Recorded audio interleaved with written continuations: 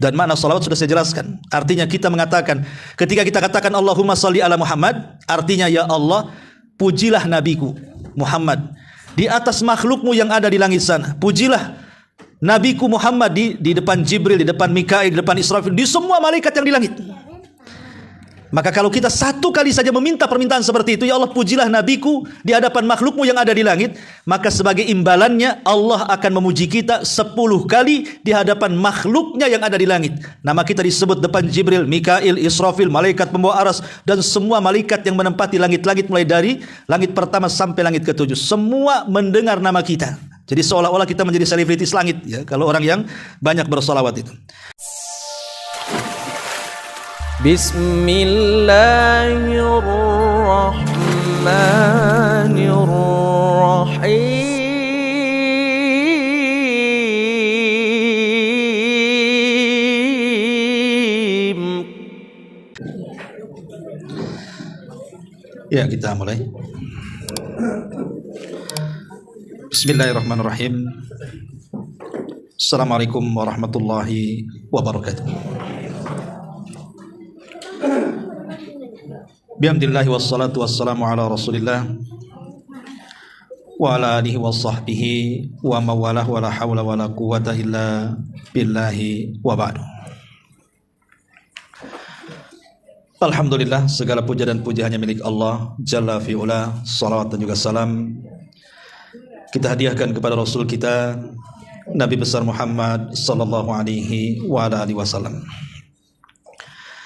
Pembahasan di siang hari ini kita akan membahas tentang 10 perkara yang sangat dianjurkan untuk dirutinkan dan 10 perkara yang sebaiknya jangan dibiasakan. Apa saja 10 perkara dari amalan-amalan ibadah yang harus kita rutinkan, dan apa saja 10 perkara kalau bisa jangan dibiasakan. Kita akan membahas poin pertama dulu tanpa muqaddimah karena pembahasannya cukup panjang.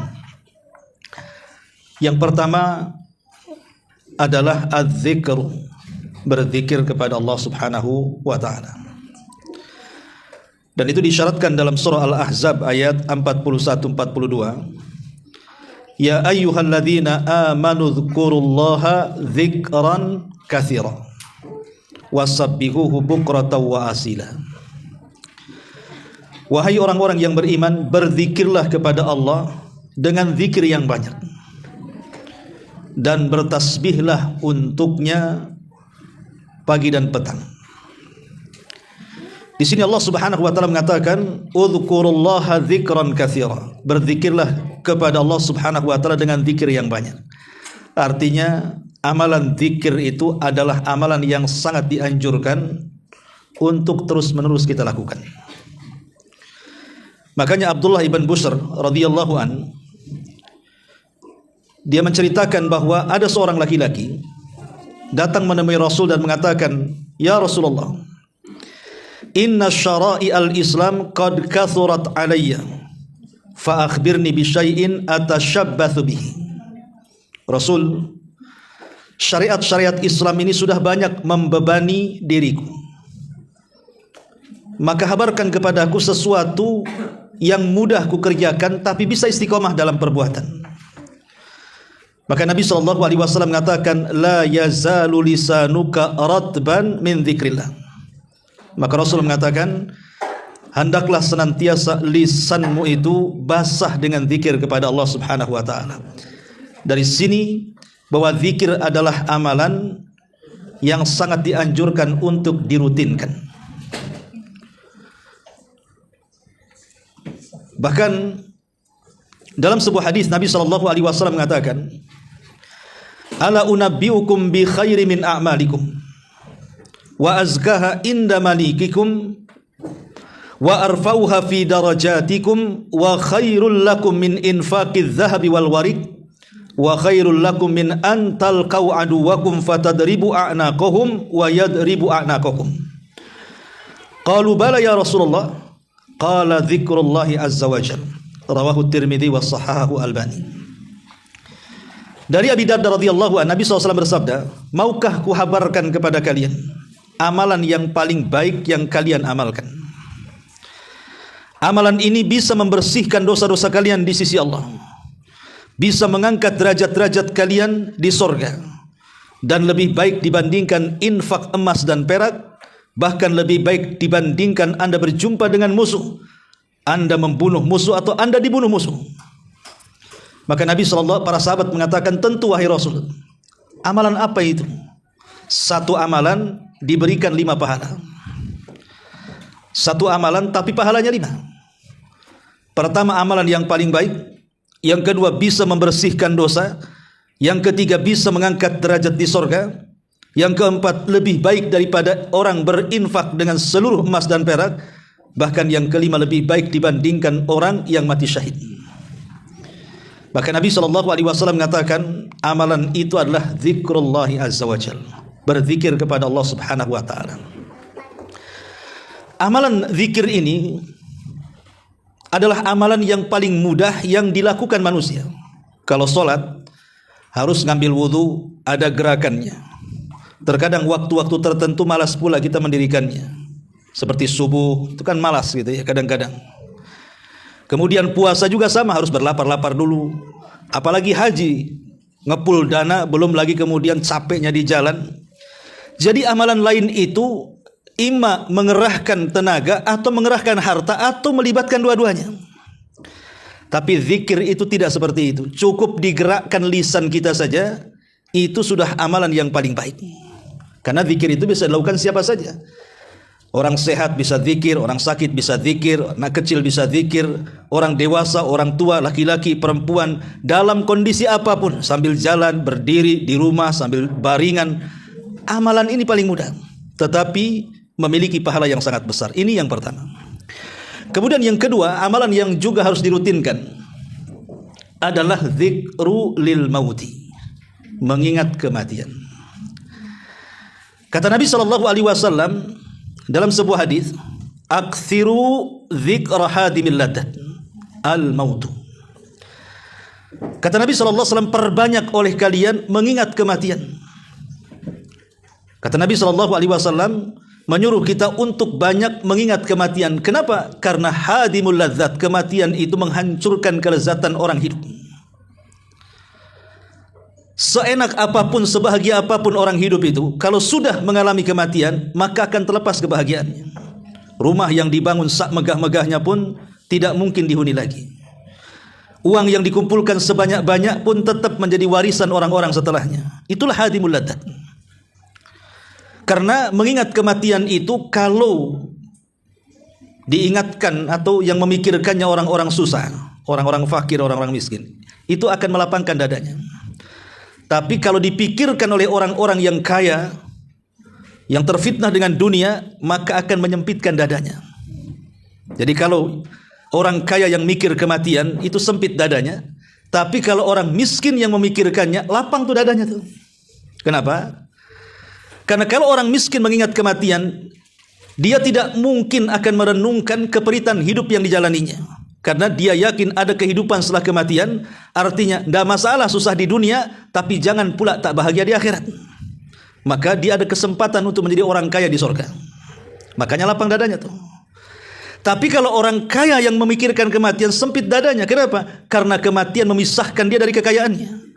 Macam mana pula rumahnya, kendaraannya, ATM-nya, tanahnya, dan seabrek-abrek kekayaannya akan ditinggalkan, sempit dia. Sehingga sempitnya hati itulah menjadikan dia ada rem dalam mengelola kehidupannya. Dia enggak sembarang kemudian membelanjakan hartanya kecuali di jalan Allah Subhanahu wa taala. Intinya bahwa mengingat kematian adalah sebuah ibadah yang seharusnya dirutinkan. Di antaranya dengan cara berziarah kubur. Dan itu yang paling efektif. Ya. Pokoknya yang berkaitan dengan jenazah lah. Tetangga meninggal, tengok gitu ya. Syukur-syukur kita yang memandikan, mengkafankan, menyolatkan, menguburkan, kemudian ziarah ke kuburannya. Maka itu adalah amalan-amalan yang memudahkan kita ingat akhirat. Kata Nabi SAW, kuntu nahaitukum an ziyaratil kubur fazuruha fa innaha tudzakirukumul akhirah. Dulu aku larang kalian ziarah kubur, tapi sekarang silahkan ziarah. Karena hal itu bisa mengingatkan kalian dari kematian. Ini yang kedua. Kemudian yang ketiga, salat sunnah. Amalan yang sangat dianjurkan untuk dirutinkan adalah salat sunnah. Karena Allah Subhanahu wa taala berfirman dalam hadis qudsi, di mana Allah Subhanahu wa taala berfirman, "Wa ma yazalu 'abdi yataqarrabu bin nawafil hatta uhibbahu." Maka siapapun dari hamba-hambaku, kata Allah, yang senantiasa merutinkan ibadah-ibadah nafilah, maksudnya salat-salat sunnah, puasa-puasa sunnah, sedekah-sedekah sunnah, pokoknya yang sunnah, terutama salat-salat sunnah lah. Maka semakin kita rutinkan tuh ibadah-ibadah itu, puasa salat-salat sunnah selain daripada yang wajib, kemudian kita tambah dengan yang sunnah, maka kecintaan Allah akan melipat ganda. Allah sudah senang dengan hambanya yang melaksanakan kewajiban, tetapi Allah lebih senang lagi kalau seandainya kewajiban itu ditambah dengan yang sunnah. Kenapa demikian? Karena fungsi menjalankan yang sunnah itu untuk menyempurnakan yang wajib. Berapa banyak ketika kita ini melaksanakan sholat wajib, banyak kekurangan. Mungkin tidak tumakninah, mungkin tidak khusyuk gerakannya, tidak khusyuk pula sujud, ruku, dan begitu seterusnya. Atau ada hal-hal yang lain yang membuat kurang dalam sholat. Maka itu bisa disempurnakan pahalanya dengan banyak mengerjakan nawafil. Maksudnya yang sunnah-sunnah. Jadi ibadah sunnah seperti sholat sunnah ini adalah ibadah yang sangat dianjurkan untuk dirutinkan. Fadilahnya, Allah akan lebih cinta dengan kita.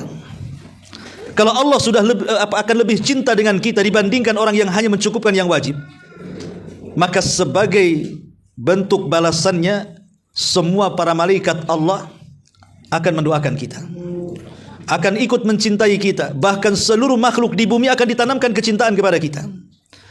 Sebagaimana hadis yang sering saya ungkapkan di sini, di mana Rasulullah SAW mengatakan, Innallaha idza ahabba abdan nadahu Jibril.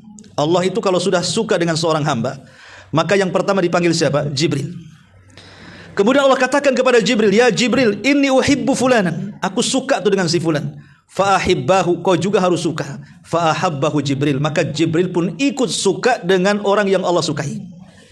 Cukup sampai di sini? Tidak. Maka Jibril akan mengatakan kepada seluruh malaikat Allah yang tidak tahu jumlahnya kecuali Allah, ya malaikat Allah, innallaha ahabba fulanan fa'ahibbuhu. Wahai malaikat-malaikat Allah, dimanapun kalian berada, Allah sudah mencintai fulan, maka kalian harus ikut serta mencintai si fulan. Lihat, bayangkan, kalau Allah sudah suka dan cinta dengan kita, maka akan mengajak para malaikatnya juga suka dengan kita. Kalau para malaikat sudah suka dengan kita, Allah tanamkan kepada penduduk bumi agar suka dengan kita. Itulah keistimewaannya orang-orang yang dicintai oleh Allah dengan berlebihan. Ini yang ketiga. Yang keempat, yang harus dirutinkan adalah qiraatul Quran, membaca Al-Quran. Hasan Al-Basri, seorang ulama tabi'in, bahkan pemimpinnya para tabi'in, mengatakan, Fadlul Qur'ani ala sa'iril kalami ka fadlillahi ala ibadihi. Keutamaan Al-Quran dengan seluruh ucapan manusia, ucapan jin, ucapan malaikat, pokoknya seluruh ucapan makhluknya, itu sama dengan keutamaan Allah atas hamba-hambanya. Keutamaan Al-Quran dengan seluruh ucapan, entah ucapan malaikat, entah ucapan jin, entah ucapan manusia, itu sama dengan keutamaan Allah di antara hamba-hambanya. Maka sudah selayaknya seseorang itu merutinkan bacaan Al-Quran. Karena kata Hasan Al-Basri, seperti keutamaan Allah dengan hamba-hambanya. Makanya kenapa tidak ada zikir yang paling afdal dari semua zikir yang diajarkan Rasul kepada kita melebihi zikir dengan membaca Quran. Karena itu seafdal-afdalnya zikir adalah qiraatul Quran, membaca Quran. Karena itu adalah kalam Allah Subhanahu wa taala. Khabbab ibn Arad radhiyallahu an, dia mengatakan begini, taqarrab ila Allah mastata'ta. Mendekatlah kau kepada Allah semampu kamu. Fa innaka lan tataqarraba ilaihi bi syai'in ahabba ilaihi min kalamihi. Karena sesungguhnya engkau tidak mungkin mampu mendekat kepada Allah dengan sesuatu apapun yang lebih dicintai oleh Allah Subhanahu wa taala melebihi mendekatkan diri dengan kalam-kalamnya. Maksudnya dengan bacaan-bacaan Qur'annya. Seolah-olah kata Khabbab bin Arad, kalau kita betul-betul ingin mendekatkan diri sedekat-dekatnya kepada Allah, bacalah Quran. Seolah-olah beliau mengatakan seperti itu. Makanya kemudian Rasul sampai menjanjikan orang-orang yang suka membaca Quran bahwa Al-Quran itu akan menjadi pembela dia pada hari kiamat sebagai bentuk syafaat bagi para pembacanya. Iqra'ul Quran fa innahu ya'ti yaumal qiyamah syafi'an li ashabi. Ini yang keempat. Kemudian yang kelima, ringkas saja, bersedekah. Sedekah adalah amalan yang sangat dianjurkan untuk dirutinkan. Sampai-sampai Allah Subhanahu wa taala mengutus 2 malaikat setiap pagi mendoakan orang-orang yang bersedekah. Jadi malaikat ini setiap pagi mengatakan, ya Allah, siapapun yang bersedekah maka ganti harta mereka. Wa ma anfaqtum min syai'in fahuwa yukhlifu. Dan ingat, apapun yang kita infakkan di jalan Allah pasti Allah akan ganti. Karena Rasul mengatakan, ma naqasa min mali sadaqah, tidak mungkin berkurang harta yang disedekahkan. Ketika Allah Subhanahu wa taala mengutus malaikat setiap pagi berdoa bagi orang-orang yang ahli sedekah, menunjukkan sedekah itu amalan yang sangat dianjurkan dirutinkan supaya setiap hari kita mendapatkan doa para malaikat. Ini yang kelima. Kemudian yang keenam, at-tabassum, suka tersenyum. Disebutkan dalam hadis Abi Dzar Al-Ghifari radhiyallahu anhu, Rasul mengatakan, tabassumuka fi akhika sadaqah. Senyum kamu kepada saudaramu adalah sedekah. Bahkan Nabi SAW dikisahkan oleh Anas bin Malik radhiyallahu an, Nabi itu adalah orang yang suka tersenyum. Rasul itu bermuka masam itu cuma sekali. Ya, Rasul itu bermuka masam seumur hidup itu cuma 1 kali. Kapan itu?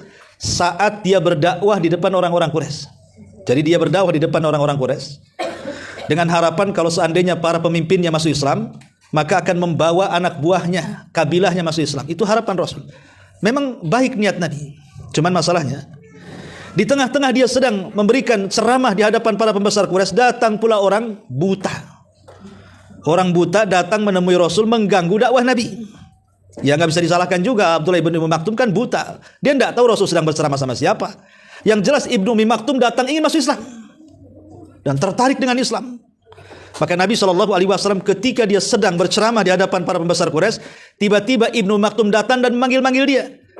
Kemudian Nabi SAW melirik dia dan langsung memalingkan wajahnya. Ketika itulah Rasul bermuka masam, seolah-olah, kenapa engkau datang? Ini saya lagi sibuk-sibuknya, kenapa kau datang? Bermuka masam. Kata para ulama, itulah Rasul seumur-umur bermuka masam tuh. Hanya 1 kali dalam kasus Abdullah ibn Ummi Maktum, dan dari situ turun ayat Abasa wa tawalla an ja'ahul a'ma. Surah Abasa turun.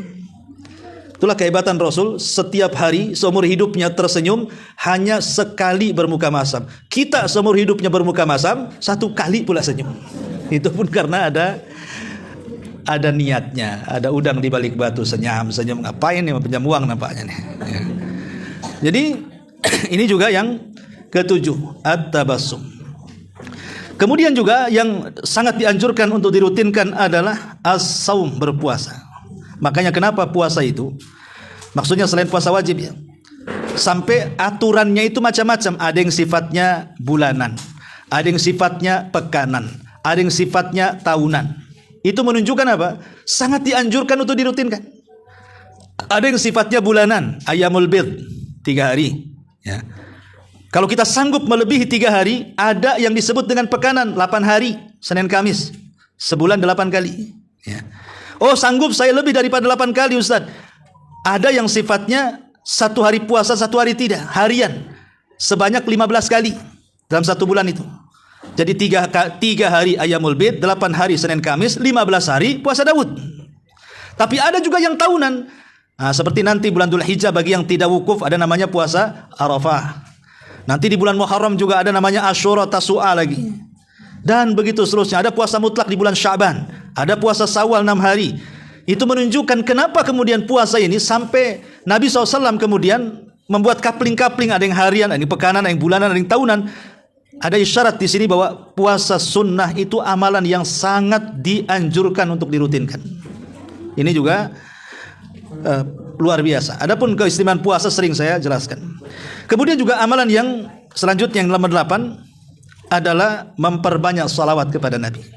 Ini amalan yang sangat dianjurkan untuk dirutinkan. Karena ada sebuah hadis ini dari Ubay bin Ka'ab radhiyallahu an.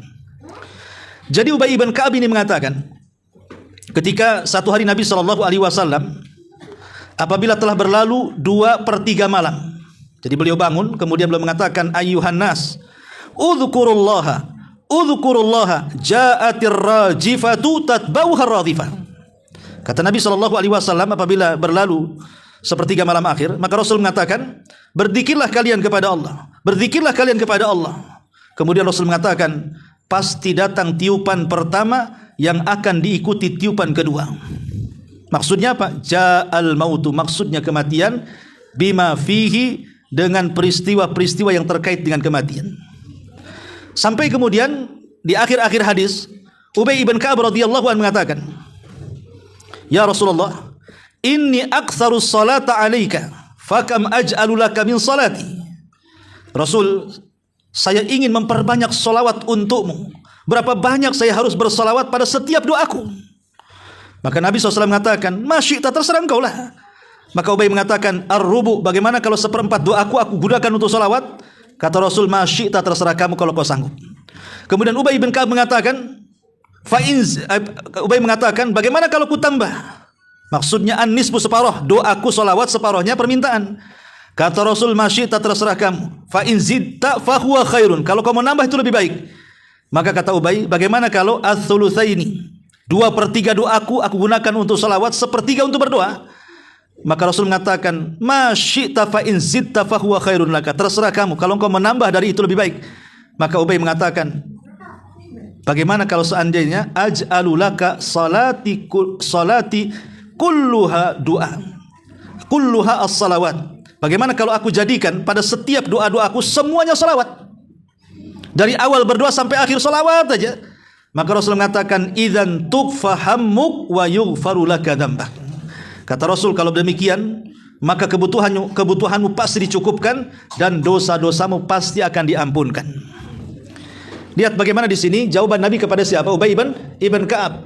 Ubay ibn Ka'ab mengatakan, Rasul, bagaimana kalau 1/3 doaku untuk salawat? Kata Rasul, terserah kamu, kalau kau tambah lebih baik. Kemudian mengatakan, bagaimana kalau separuh? Itu kalau kau tambah lebih baik. Bagaimana kalau 2/3? Kalau kau tambah lebih baik. Bagaimana kalau seluruhnya? Maka jauh lebih baik lagi. Kalimat ini adalah anjuran-anjuran untuk memperbanyak salawat. Apalagi Nabi SAW mengatakan, man shalla alayya salatan wahidatan sallallahu alaihi biha asyran, barang siapa yang bersalawat 1 kali atasku, maka Allah akan bersalawat untuknya 10 kali.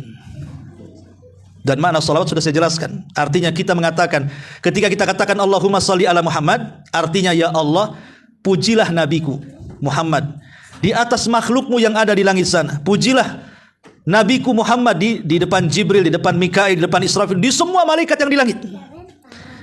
Maka kalau kita 1 kali saja meminta permintaan seperti itu, ya Allah, pujilah nabiku di hadapan makhlukmu yang ada di langit, maka sebagai imbalannya Allah akan memuji kita 10 kali di hadapan makhluknya yang ada di langit. Nama kita disebut depan Jibril, Mikail, Israfil, malaikat pembawa aras, dan semua malaikat yang menempati langit-langit mulai dari langit pertama sampai langit ke-7. Semua mendengar nama kita. Jadi seolah-olah kita menjadi selebritis langit, ya, kalau orang yang banyak bersolawat itu. Nah, ini juga diantara kemudian yang terakhir, menuntut ilmu. Nomor 9 ya, menuntut ilmu. Thalabul ilmi harus dirutinkan. Ingat, thalabul ilmi harus dirutinkan. Karena Imam Ahmad mengatakan hajatnya kita kepada ilmu itu seperti ka'adadil anfas, seperti jumlah nafas yang kita keluarkan dari badan kita. Jadi hajatnya kita kepada ilmu itu melebihi jumlahnya nafas yang kita keluarkan. Kalau kita makan sehari 3 kali selesai. Kalau 5 kali udah kekenyangan tuh, ya. Tapi ilmu pengetahuan agama itu dihajatkan setiap detik, menit, waktu, jam, hari, bulan, tahun, dan begitu seterusnya. Karena sehari-hari kita itu butuh ilmu. Masuk kamar mandi saja ada ilmunya, keluar kamar mandi ada ilmunya. Orang mau tidur ada ilmunya, orang mimpi buruk ada ilmunya, bangun dari tidur ada ilmunya, mau makan ada ilmunya, selesai makan ada ilmunya, keluar rumah ada ilmunya, masuk pasar ada ilmunya. Jadi kalau kita tidak merutinkan untuk talabul ilmi, maka kita tidak mungkin membedakan mana yang hak, mana yang batil, mana yang baik, mana yang tidak. Karena ilmu itu pemisah antara hak dan yang batil, antara yang ikhlas dengan yang tidak, antara yang ria dengan yang ikhlas, dan begitu seterusnya. Dan yang terakhir tentu adalah doa. Yang harus dirutinkan adalah berdoa kepada Allah Subhanahu wa taala. Inilah 10 perkara yang disebutkan, yang disunnahkan atau dianjurkan sekali untuk dirutinkan. Sekarang kebalikannya. 10 perkara jangan dibiasakan. Jangan dirutinkan. Bila perlu, berusaha untuk ditinggalkan. Yang pertama, la tuksir adh-dhahika. Jangan memperbanyak tertawa. Al-Imam Al-Ghazali rahimahullahu ta'ala sampai mengatakan dalam kitabnya Ihya Ulumuddin, kasratul dhahik tumitul qalba. Banyak tertawa itu bisa mematikan hati. Banyak tertawa itu bisa membuat hati kita mati. Yang kemudian pengaruhnya adh-dhahik yadullu 'alal ghaflati 'anil akhirah. Kata beliau, karena banyaknya tertawa itu menunjukkan lalainya kita dari akhirat. Berarti dia tidak pernah ingat akhirat tuh. Sebab kalau seandainya orang ingat akhirat, ingat ada alam barzah, ingat ada alam mahsyar, ingat ada neraka dan sorga, tentu dia tidak akan banyak tertawa. Boleh jadi dia akan banyak menangis. Sebagaimana Nabi SAW mengatakan, "Lau ta'lamuna ma a'lamu la dhahiktum qalilan wa la bakaitum katsira." Kalau kalian tahu apa yang ku tahu, pasti kalian akan banyak menangis dan sedikit tertawa. Karena saking ngerinya ketika Rasul diperlihatkan azab kubur dalam peristiwa Isra Mi'raj itu. Karena banyaknya tertawa itu bisa mematikan hati. Orang dulu kalau tertawa sendiri itu biasanya disebut orang gila. Kalau ada di pinggir jalan gitu kan, ketawa gila tuh biasanya. Nggak pakai baju biasanya. Kalau sekarang hampir semua orang tertawa sendiri kan Bu ya. Hampir semua orang tertawa sendiri. Nengok TikTok, nengok shot, nengok apa kan di situ kan. Naudzubillah coba. Dan dia bisa ketawa kakak dari pagi sampai malam tuh. Nggak berhenti. Ya. Coba sekarang ini justru orang gila yang tidak tertawa, orang waras menggantikannya. Jadi tidak bisa dibedakan mana gila mana waras kalau sekarang ini. Nah ini kan bahaya ya. Nah itulah makanya banyak tertawa itu jangan dirutin. Ya tertawa itu bagus. Untuk kesehatan pun bagus ketawa itu. Tetapi jangan sepanjang waktu tertawa. Ini yang pertama. Kemudian yang kedua, la tukthir al-halifa fil bai'. Jangan suka memperbanyak sumpah dalam jual beli. Rasul mengatakan khairul makan masajiduha wa aswaul makan aswakuha. Kata Rasul, sebaik-baik tempat itu masjid-masjidnya dan seburuk-buruk tempat itu pasar-pasarnya. Jadi pasar itu tempat yang paling buruk. Tapi syaitan pintar sekarang kan, membisikkan kepada syaitan al-ins dengan alasan macam-macam. Sekarang disulap gitu ya, pasar yang tadinya dulu kumuh, malas ke pasar, sekarang orang pengen ke pasar semua karena sudah berubah jadi mall, jadi macam-macam. Bahkan orang masuk mall itu tidak belanja, ngadem. Bahkan kalau sudah masuk kamar WC-nya kan lebih bagus daripada WC di rumah, nggak keluar-keluar tuh. Nauzubillah. Ya. Jadi pasar itu tempat mungkar yang paling banyak.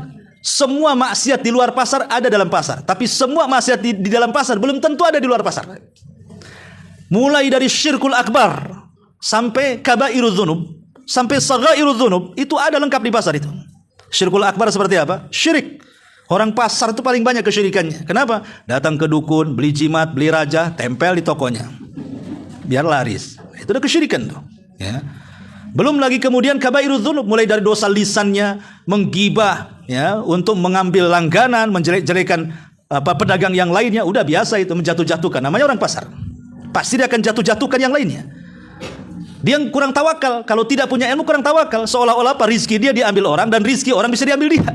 Padahal rizki itu kan udah masing-masing dicatat tuh. Mau jelek-jelekan orang pun tetap segitu dapatnya dia. Nah ini, itulah orang pasar itu yang teriak-teriak ala jahiliyah semua ada.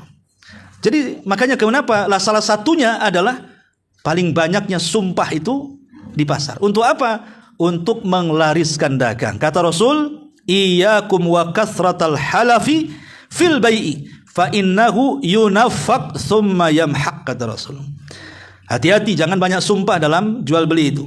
Memang pada dasarnya yunaffaq bisa menambah keuntungan, tetapi hakikatnya yamhaq, sedikit demi sedikit dicabut keuntungan dan berkahnya. Kan biasanya orang kalau mau nipu, kalau ingin menutupi tipuannya biasanya dengan sumpah. Alasannya apa? Supaya dapat keuntungan. Ya dohirnya ada keuntungan memang. Oh dari sana nggak sekian kok kamu tawar sekian. Dari sana nggak dapat, wallahi nggak dapat. Ya. Asih wallahi saja orang pasar itu. Ya. Lah hal ini jangan dirutinkan. Bersumpah untuk kebenaran itu tidak masalah sekali-kali. bersumpah. Orang yang menuduh wajib mendatangkan bukti. Jadi ada letak-letak kapan sumpah, kapan tidak. Jangan jadikan mainan. Ya. Kemudian yang ketiga, la tukthir as-su'ala. Jangan terlampau banyak tanya. Maksudnya banyak tanya yang tidak ada faedahnya. Kata Nabi SAW, innallaha karihalakum thalathan. Allah itu benci kepada kalian dengan 3 perkara. Qila wa qal, wa idha'atul mal, wa kathrah as-su'al, wa kathratus su'ali. Pertama, qila wa qal. Kata si anu ini, kata si anu begitu. Ya, menukilkan kata-kata orang tanpa ada cross check benar salahnya. Ternyata yang disampaikan berita hoax semua. Kemudian yang kedua, idha'atul mal. Menyia-nyiakan harta itu ada 2 jenis. Pertama, israf, dan yang kedua, tabdzir. Apa bedanya israf dengan tabdzir? Kalau israf itu membelanjakan harta ke yang haram, walaupun sedikit nominalnya tetap israf. Namanya cuma 2.000 perak lah. 2.000 perak. Tapi membeli barang-barang yang diharamkan, itu namanya israf. Tapi kalau tabdzir itu melebih-lebihkan pada sesuatu yang mubah. Pamannya ibu hidup berdua sama suami, bertiga dengan anak. Tapi kalau COD, satu kampung itu gayanya. Mejanya itu kayak orang makan satu kampung. Tahu-tahu udah makan kenyang, lebihnya dibuang ke tong sampah. Itu namanya tabdzir. Ya, tabdzir itu sesuatu yang mubah menjadi haram karena berlebihan. Kalau israf memang dibelanjakan ke yang haram. Lah dua-duanya idha'atul mal. Dua-duanya idha'atul mal artinya membuang harta. Dan yang terakhir, kasratus su'al. Banyak tanya. Maksudnya yang tidak ada faedahnya. Seperti kisahnya Bani Israel ketika Nabi Musa memerintahkan untuk menyembelih sapi betina. Coba kalau mereka langsung sembelih, selesai urusannya. Tidak dipersulit kan? Tapi karena mereka tanya, Nabi Musa itu usia sapinya berapa? Katanya. Oh, kata Nabi Musa, ya tidak tua, ya tidak muda, sedang-sedang saja. Mulai dipersulit tuh. Ya, berarti sudah mulai nggak semua sapi harus yang sedang. Cukup sampai di sini tidak. Tanya pula warnanya. Ma launuha, warnanya apa? Kata Nabi Musa, warnanya kuning pekat, tidak boleh ada warna lain. Safra faqi itu artinya kuning pekat, nggak ada warna lain. Ya. Cukup sampai di sini tidak. Faqiul launuha tasurru nadirin. Kalau ada orang lihat, semua senang. Padahal kan tidak semua orang suka binatang kan? Bagi pencinta kucing, nengok kucing aja udah senang tuh. Tapi bagi yang jijik sama kucing, mau dia dilempar aja tuh. Kan tidak semua orang suka binatang. Tapi syaratnya sapi ini kalau dilihat semua harus senang. Kan makin dipersulit kan? Salah sendiri mempersulit diri. Cukup sampai di sini tidak, ditanya lagi, ini sapi liar atau sapi bajakan nih? Ya. Kata Nabi Musa, sapinya sapi liar, tidak pernah digunakan untuk membajak kebun, ngangkut air, enggak. Ini sapi liar kan? Makin sulit. Lah itu namanya ta'anutnya, soal ta'anut. Bertanya bukan memudahkan, tapi bertanya justru memberatkan. Orang bertanya kan supaya dapat solusi. Ini bertanya makin hilang solusinya. Nah, itu ta'anut namanya. Maka pertanyaan-pertanyaan yang memberatkan itu, atau yang tidak ada faedahnya, diharamkan dalam Islam. Maka jangan banyak tanya kalau pertanyaan tidak ada faedahnya. Ustaz mau tanya, ada nggak laki-laki yang haid? Ngapain ditanyakan? Satu dunia tahu laki-laki nggak haid. Ya. Nah ini kan soalan-soalan yang nggak masuk di akal, ngapain ditanyakan? Itu kan nggak ada faedahnya. Semua orang tahu. Sesuatu yang jelas kalau diperjelas makin kabur jadinya. Lah hal-hal yang seperti ini jangan dibiasakan. Kalau mau tanya-tanya yang baik. Ini yang ketiga, yang keempat. Di antara hal-hal yang tidak boleh dibayar. La tukthir ilqa'al mawaid. Jangan memperbanyak memberikan nasihat. Pamannya ibu ini mau nasihati orang tuanya, mau nasihati saudaranya, mau nasihati ponakan, sepupu, paman, kerabat atau tetangga. Jangan dinasihati setiap semenit sekali. Ya. Nanti datang udah ditandai bu. Si Anu paling mau khotbah nih, langsung lah gorden ditutup, kunci dari dalam kan. Ya. Orang kalau kebanyakan ngasih nasihat, setiap menit, setiap jam, setiap hari datang, kata Abdullah ibn Mas'ud radhiyallahu an, qulubul insan iqbalun wa idbarun. Namanya hati manusia itu kadang menerima, kadang menolak. Ada waktu-waktunya senang menerima nasihat, ada waktu-waktunya malas menolak nasihat. Maka kata beliau, carilah di waktu senang, hindari di waktu susah. Terkadang kita nasihatnya bagus, tapi jiwanya belum terima, entah dia ada masalah dengan keluarganya, cekcok dengan istrinya, dengan suaminya, dengan anaknya. Ketika dinasihati, kita jadi sasarannya. Nah itu masalahnya. Jangan terlampau sering memberikan nasihat, tapi jarang-jarangkan, lihat-lihat posisi, lihat-lihat kondisi dan tempat. Kemudian yang nomor 5, ya. La tukthir al-kalam inda tawaf bil Ka'bah. Jangan memperbanyak ngobrol saat tawaf di Ka'bah. Karena di situ bukan waktunya ngobrol, waktunya zikir, berdoa, baca Quran. Bukan waktu ngobrol. Kalau habis ngobrol di sana, karena dulu, kalau tidak salah kisahnya Sa'id bin Musayyib rahimahullahu taala, ketika ada salah seorang muridnya hendak meminang putrinya, tapi dipinang saat tawaf. Maka Sa'id bin Musayyib diam, tidak bicara sampai selesai. Baru selesai keluar dari tawaf, keluar dari areal tawaf gitu, baru ditanya, tadi kamu mau hajat apa? Jadi dia pura-pura tidak tahu. Karena tahu bahwa di situ itu tempat zikir, doa dan baca Quran, bukan tempatnya ngobrol dan begitu seterusnya. Kemudian yang nomor 6, la tukthir al-khuruj minal baiti lailan. Jangan sering keluar malam. Ya, keluar malam sekali-kali bolehlah. Tapi kalau diseringkan keluar malam itu membahayakan. Kenapa? Karena Allah Subhanahu wa taala memerintahkan kita berlindung dari malam seperti memerintahkan kita berlindung dari setan.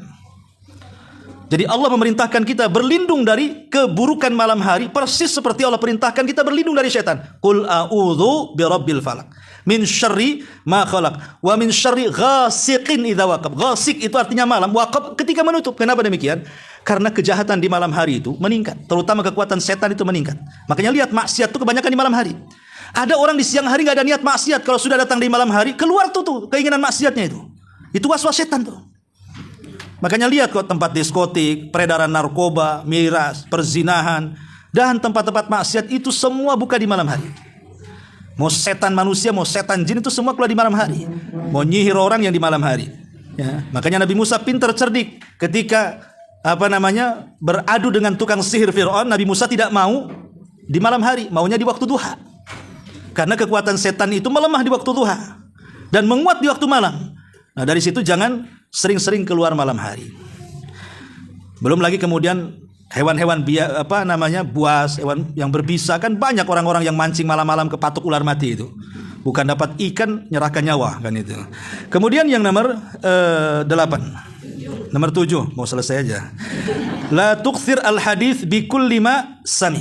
Jangan suka memperbanyak cerita dari habar-habar yang asal dengar. Kata Nabi SAW, kafa bil mar'i ithman an yuhadditha bi kulli ma sami. Rawah Muslim. Cukuplah orang itu dikatakan pendusta kalau dia ngomong setiap yang didengar. Setiap yang didengar maka dia omongkan. Hari-hari ini kan kita tahu ini zamannya isu ya. Zamannya orang mudah menyebarkan hoax lah. Dan setiap orang pasti pegang handphone, setiap orang pasti nengok YouTube. Terkadang kita ini melihat berita di YouTube langsung dipercaya. Ya, terutama berita-berita luar negeri lah umpamanya. Berita-berita yang kita tidak bisa melihatnya. Ya memang itu globalisasi yang jauh jadi dekat. Tapi kan kenyataan terkadang menyampaikan berita belum tentu dia muslim. Terkadang dia kafir, terkadang dia fasik. Sementara Quran sendiri mengatakan idza ja'akum fasikum binaba'in fatabayyanu. Apabila orang fasik menghabarkan sebuah berita, disuruh cross check dulu. Tidak mentelan begitu. Nah, ini juga penting supaya jangan terjadi fitnah. Ya. Apalagi kalau yang menghabarkan berita itu teman dekat, curhat, dan sudah memberikan amanah. Tolong ya, saya cerita hanya kepada anti saja. Jangan cerita-cerita sama orang. Nah, itu kan sudah ada amanah tuh. Diceritakan. Bahasanya sama. Ya, tolong ya, katanya yang ngasih cerita, jangan ceritakan sama orang. Katanya. Akhirnya satu kampung tahu semua kan. Nah, ini kan masalah ini. Ini kebiasaan emak-emak biasanya. Kalau bapak-bapak jarang kayak gini. Kecuali urusan uang saja. Bisnis baru, cepat ya kan. Ini juga yang ke-7. Yang ke-8. La tukthir min ziyaratis sadiqi. Jangan sering-sering berkunjung ke rumah kawan. Mungkin pertama berkunjung bolehlah mungkin nasi padang keluar. Ya kan? Kunjung kedua toples keluar. Ya. Kunjung ketiga masih ada teh obeng. Kunjung keempat obengnya aja tehnya nggak ada tuh. Suruh pergi. Gimana orang bosan nasi muka dia aja. Ini orang-orang muka tembok nih kayaknya. Nggak malu sih datang aja. Jadi kata Nabi SAW, zur ghibban tazdad hubban. Berziarahlah jarang-jarang karena itu bisa menumbuhkan kecintaan. Orang yang jarang ketemu sekali ketemu itu wah sudah kayak gimana gitu ya, kayak terbang gitu ngeplay. Tapi orang sering ketemu malas, nengok pun malas. Apalagi tahu ini wataknya suka pinjam uang, makin malas kan itu. Jadi ini juga salah satu kunci memupuk kecintaan adalah dengan menjarangkan ziarah. Baik ke keluarga, ke sanak famili, ke kerabat, dijarangkan supaya tumbuh rasa cinta. Kemudian juga yang nomor 9. Ya. La tukthir al-istihlak fauqal haddil mu'tad. Jangan memperbanyak hal-hal yang bisa mencelakakan diri sendiri di atas hajat yang dibutuhkan. Contohnya masalah makanan. Masalah makanan. Semua manusia itu butuh makan, butuh minum. Tapi kalau sudah fauqal mu'tad, di atas hajatnya, di atas kebutuhannya, pasti akan mencelakakan badan kita tuh. Makanya kenapa dalam Islam juga makan, memakan, minum, meminum itu juga ada aturannya. Kata Nabi SAW, ma mala abnu Adam wi'a asyarra min batni. Tidak ada wadah yang paling buruk yang ada di badan anak Adam itu melebihi perutnya. Kemudian Rasul mengatakan, wa in kana walabud, kalau memang harus kita ini makan banyak, mungkin makanan yang kita akan makan ini memang favoritnya, kesukaan dia, hobi dia, ya. Kalau memang harus gitu makan banyak kan itu hobinya, maka sisakan sepertiga perutnya untuk makan, kata Rasul, sisakan sepertiga perutnya untuk minum, dan sisakan sepertiga perutnya untuk bernafas. Kalau harus makan banyak, ya. Ini enggak, sisa nafasnya enggak ada, ya kan? Semuanya masuk 2/3 minum, 2/3 makan, sepertiganya minum. Karena sekali makan 3 bakul, gimana orang mau bernafas kan? Ini bukan sehat, malah jadi penyakit. Ya. Makanya kenapa Allah sampai mengatakan kulu washrabu wala tusrifu, makan minum tapi jangan israf, berlebihan. Nah, jadi maksudnya jangan memperbanyak makan atau memperbanyak minum, tapi masukkan sesuai dengan hajat kebutuhan badan. Hajat kebutuhan badan. Makanya kenapa dalam makan minum juga ada aturan seperti tidak boleh makan minum sambil berdiri, kecuali dalam kondisi darurat. Tidak bisa duduk, terpaksalah minum sambil berdiri atau makan sambil berdiri. Tapi dalam kondisi tidak darurat, maka makan minum dengan duduk itu lebih baik dan pasti ada kesehatannya, ya. Dan ini yang nomor 9. Kemudian yang terakhir yang terakhir adalah la tukthir an-nauma wal kalam. Jangan memperbanyak bicara dan tidur. Banyak bicara tentu banyak keplesetnya. Kalau banyak plesetnya banyak dosanya. Kalau banyak dosanya pasti neraka tempatnya. Banyak tidur juga sama, melufutkan semua amal soleh. Bayangkan kalau kita tidur habis subuh, bangun asar, ya kan? Yang harusnya itu mungkin ketika kita terjaga, kita bisa zikir, kita bisa baca Quran, kita bisa mengajak orang dari yang mungkar kepada yang ma'ruf. Banyak yang harus kita kerjakan saat terjaga. Tapi kalau orang tidur, apa yang dikerjakan? Ya tidur aja lah, nggak sadar dia. Jadi akan meluputkan banyak waktu. Banyak waktu akan luput. Makanya ya tidur itu ya seperti tidur Nabi lah. Kalau memang ingin tidur Nabi, kalau malam kan Nabi tidur separuh malam. Kalaupun mau ditambah, tambah lagi 1/3 menjadi 2/3. Kalau malam hari Rasul itu tidur separuh malam, bangun. Atau 2/3 malam, tidur 1/3 malam, bangun. Auzid alaih warattilil Qur'ana tartil. Auzid ditambah lagi dari separuh itu, menjadi 2/3 gitu ya. Itu kalau tidurnya Nabi.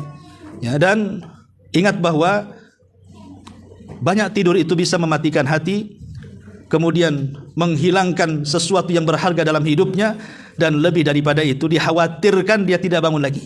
Berapa banyak orang yang tidur tidak sempat bertobat, kemudian mati sebelum bertobat kepada Allah Azza wa Jalla. Dan bisa ditambah juga la tukthir al-ghadaba. Jangan diperturutkan mudah emosi, mudah marah, ya. Karena ada orang yang perkara kecil saja jadi emosi, jadi marah. Sederhanakan masalah. Ya, karena orang marah itu kaca saja nggak nerima wajah kita tuh. Nengok saja udah kayak setan kan gitu ya. Orang marah itu wajahnya yang cantik jadi jelek, lisannya yang lembut jadi jahat gitu ya. Akan banyak madarat. Makanya Rasul ketika ada seorang sahabat minta wasiat, Rasul berulang-ulang mengatakan la taghdab, faraddada miraran, la taghdab. Wallahu alam. Ini diantara 10 perkara yang hendaklah dirutinkan dan 10 perkara hendaklah jangan dibiasakan. Baik, sebelum saya tutup, kalau ada yang bertanya silakan.